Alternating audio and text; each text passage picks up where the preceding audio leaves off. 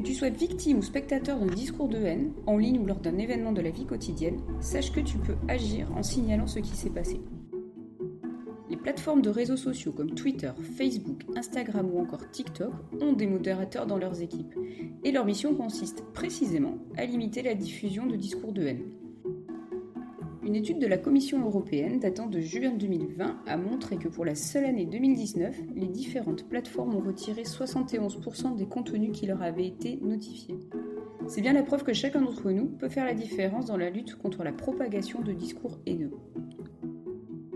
Tu peux aussi utiliser la plateforme Pharos, créée par le gouvernement français, qui te permet de signaler tous les contenus illicites que tu auras repérés sur Internet, c'est-à-dire des contenus interdits et punis par la loi française. Pour cela, une seule adresse, www.internet-signalement.gouv.fr.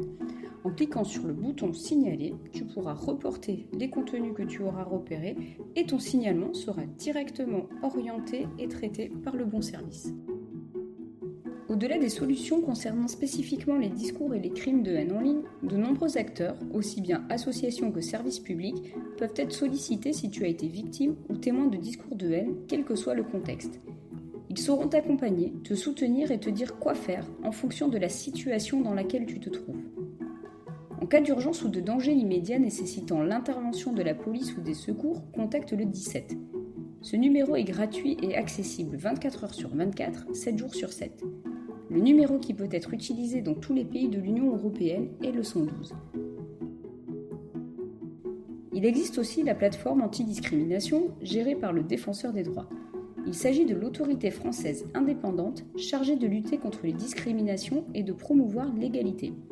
Tu peux contacter des juristes et les équipes de la plateforme par téléphone au 39 28 ou via le chat directement sur leur site. Tes échanges resteront bien sûr confidentiels.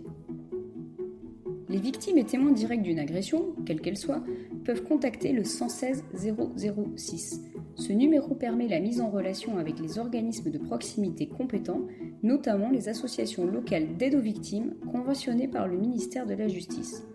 Toutes ces solutions s'adaptent à l'ensemble des types de crimes et de discours de haine, qu'ils soient de nature sexiste, homophobe, raciste, liés à un handicap ou à une toute autre caractéristique. En fonction des situations, sache que tu peux aussi te rapprocher d'associations spécialisées. Dans quel contexte peux-tu porter plainte auprès de la police ou de la gendarmerie ? Il faut savoir que les propos haineux, qu'ils soient par exemple racistes, antisémites, sexistes, homophobes, sont punis par la loi française, tout comme l'incitation à la haine ou l'incitation à la violence. En fait, ce qu'il faut savoir, c'est que toutes les violences, quelles qu'elles soient, sont punies par la loi. Et lorsqu'elles sont accompagnées d'une intention raciste, antisémite, sexiste, homophobe, etc., cela constitue une circonstance aggravante.